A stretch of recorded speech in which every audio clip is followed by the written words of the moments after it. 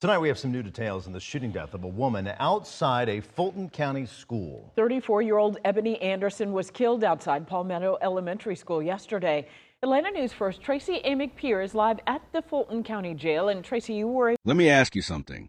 What would you do if you dropped off a food delivery at an elementary school, a place filled with hundreds of innocent children, and never made it back to your car? Never made it back to your 3 babies waiting at home?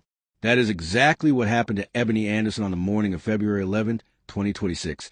And I promise you, by the time we are done here today, you're going to feel every single layer of this story. Because this was not just a shooting. This was a woman going about her day, trying to make ends meet, try to provide for her children. And the very man she had trusted with her heart followed her to a school full of kids, and took her life in front of all of it. Let that sink in for a second. If this kind of story shakes you to your core the way it shakes me, make sure you hit that like button right now. Subscribe to Shadow Crime if you have not already, and click that bell icon so you never miss a story like this one. Because these are the stories that need to be told. These are the people who deserve to be remembered. Now let's get into it. Eboni Anderson was 34 years old. She was a mother, and not just a mother in title. By every account from the people who knew and loved her, she was a kind of mother who poured everything she had into her children. She had 3 boys. 3 twin boys who were 8 years old, and a baby just 18 months old. Think about that for a moment. An 18-month-old who will grow up with no memory of his mother's face, no memory of her voice, no memory of what it felt like to be held by her. That baby will only know his mother through photographs and through the stories the people who loved her choose to tell him. Her stepfather, Tarek Robinson, has been one of the few family members to speak publicly since her death, and when he did, you could hear the weight of an entire world in his voice. He described Eboni as loving, beautiful, and devoted. He said she did everything she could for her boys. And that is not just something grieving family members say to fill the silence. Everyone who knew Eboni seemed to say the same thing. She was warm, she was kind, she was gentle, and she had a heart that drew people in. On the morning of February 11th, Eboni was working. She was doing DoorDash deliveries, the way so many people do today to make extra income and keep their families afloat. It was a regular Tuesday morning. She had a route.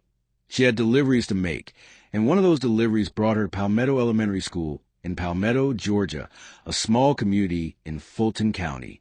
Tonight we have some new details in the shooting death of a woman outside a Fulton County school. 34-year-old Eboni Anderson was killed outside Palmetto Elementary School yesterday. Atlanta News First Tracy Amick-Pierre is live at the Fulton County Jail. And Tracy, you were able to speak with her family.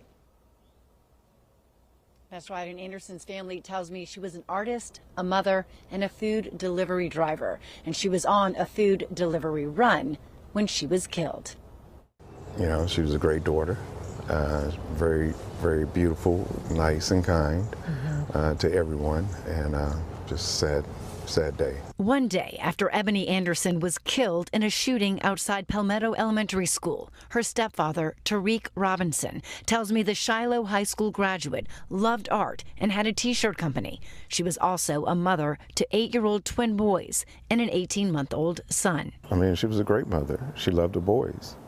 And so, I mean, she did everything and that she could for them. Robinson says she was also a food delivery driver, and we've confirmed with DoorDash that's what brought her to the Palmetto Elementary School front door on Tuesday, where police say she was shot and killed by 39-year-old Christopher Ates. Yeah, 9 times out of 10 they were all together, riding together, and when the incident happened, the guy jumped in the car and took off with the baby in the car. Police chased Ates and arrested him after a crash near Houston County.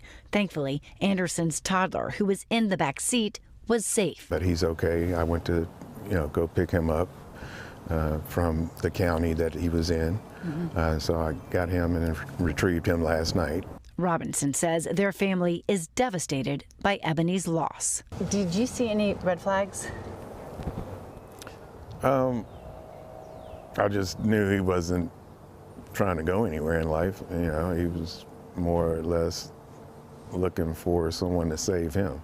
Eboni had a great heart, and and probably wanted companionship at that time, and so therefore he just happened to be the person that stepped into her life, and here we are.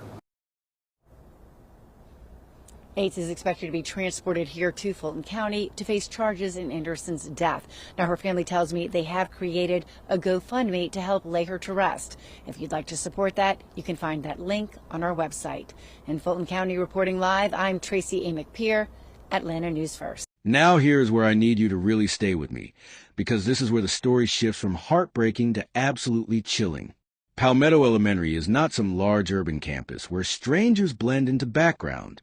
It is a community school, a place where parents drop off their kids every morning, where teachers know students by name, where the hallways are filled with the sound of children laughing. And on this particular Tuesday morning, more than 550 of those children were inside those walls when the unthinkable happened. Just after 11 a.m., shots rang out near the front entrance of the school. A staff member inside heard the gunfire and did exactly what they were trained to do. They hit the alert button immediately.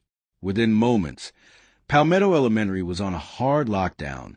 Police were dispatched, parents were panicking, and teachers were huddled in corners with their students trying to keep them calm, trying to keep them quiet, trying to make sense of something that made absolutely no sense at all. When officers arrived, they found Eboni Anderson's body near the front of the school. She had been shot. She was gone, just like that. A DoorDash delivery, a regular Tuesday. And now 3 little boys no longer had a mother. I want you to think about the children inside that building for a moment. One parent later shared that her daughter came home and ran straight into her arms saying, "I was so scared. I heard the gunshot." These are elementary school kids.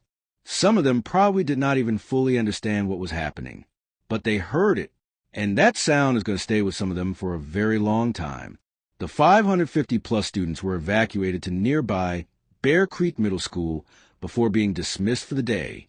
School should be the one place where none of this exists. And yet here we are. So now the question every single person was asking: who did this and why? His name is Christopher Loris Atesh.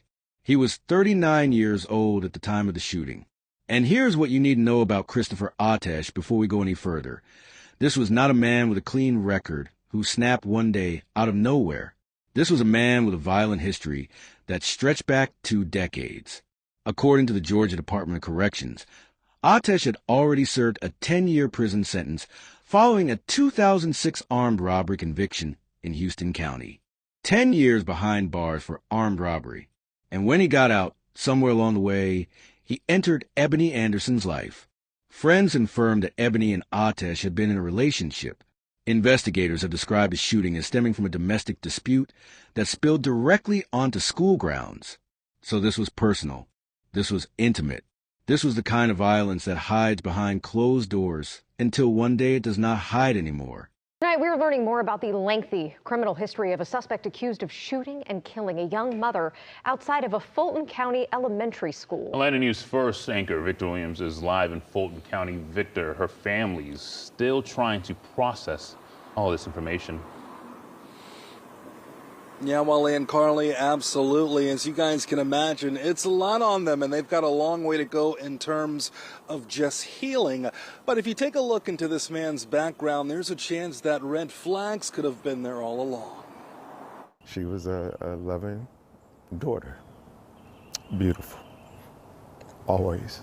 You can hear the raw emotion in Tariq Robinson's voice as he fought to hold back the tears when describing his stepdaughter Eboni, the same 34-year-old mother of 3 that was gunned down in front of Palmetto Elementary. Eboni had a great heart, very beautiful, nice and kind to everyone, and just sad day. The person allegedly behind the shooting was 39-year-old Christopher Ates. The two had some sort of relationship beforehand. I just knew he wasn't trying to go anywhere in life. He just happened to be the person that stepped into her life, and here we are. After looking more into the suspect, Atlanta News First found out that he has a pretty extensive criminal history, which includes armed robbery, aggravated homicide, a weapon law violation, along with obstruction and resisting. Most of those offenses stem from 2006, 2 decades ago.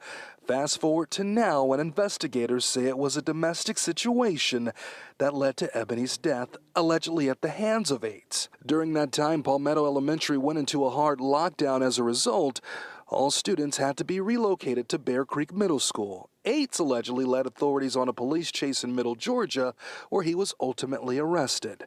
In Tuesday night's Board of Education meeting, Fulton County Schools Superintendent Dr. Mike Looney praised the district officers for making sure everyone was safe.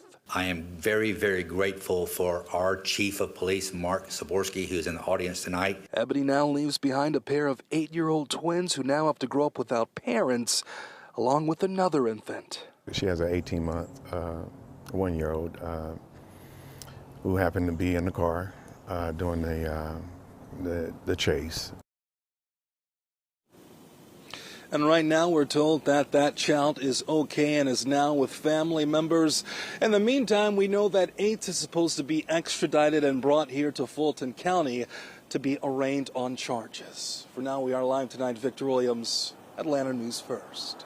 And that is the part that gets me every single time with these cases. Domestic violence does not always look like what people expect it to look like. It does not always announce itself. It does not always leave visible marks. Sometimes it looks like a relationship. Sometimes it looks like love. And by the time the people closest to the victim realize how dangerous the situation truly was, it is already too late. That is what makes cases like Eboni so devastating and so important to talk about. Now, after shooting Eboni, Christopher Atesh did not stay at the scene. He ran. He got in his car and he fled. And what followed was a chase that stretched over 120 miles across Georgia. Think about that. 120 miles. He was not just running from the school. He was running from what he had done, knowing full well the weight of it. Warner Robins police spotted him first, and then the Houston County Sheriff's Office took over pursuit. It finally ended when Atesh crashed his vehicle on Highway 96 near the Houston and Twiggs County line. But here's the detail that stopped me cold when I first read it. When officers approached that crashed vehicle and looked inside, they found a child, a juvenile, sitting in that car. That man had a child with him during that entire chase. After committing murder outside an elementary school, he had a child in the car while leading police on a 120-mile pursuit across the state. I will let you sit with that for a moment.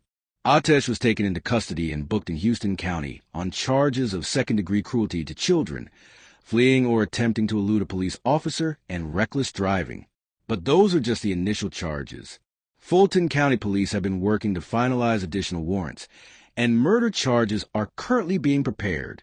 The two counties are coordinating the transfer of custody so that Atesh can face the full weight of what he did to Eboni Anderson in the jurisdiction where he did it. As of right now, this case is still developing.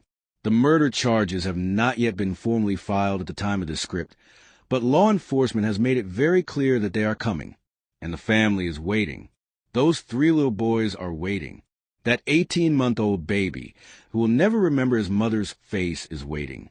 Tarek Robinson, Eboni's stepfather, said it best when he stood in front of cameras barely holding himself together and said she was a loving daughter, beautiful always, and that she loved her boys and did everything she could for them.